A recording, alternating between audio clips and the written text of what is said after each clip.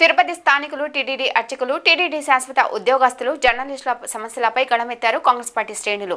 కేంద్ర మాజీ మంత్రి, కాంగ్రెస్ పార్టీ సీనియర్ నాయకులు చింతా మోహన్ మాట్లాడుతూ అన్యమంతస్తులు అని మాట్లాడుతున్నారు. కొంతమంది ప్రముఖ వ్యక్తులు అమెరికాలో 1,00,000 మంది హిందువులు ఉద్యోగాలు చేస్తున్నారు. అది కూడా క్రైస్తవ దేశంలో. ఇక్కడ అన్యమతం అంటే అక్కడ అమెరికాలో ట్రంప్ వచ్చాడు, జాగ్రత్త.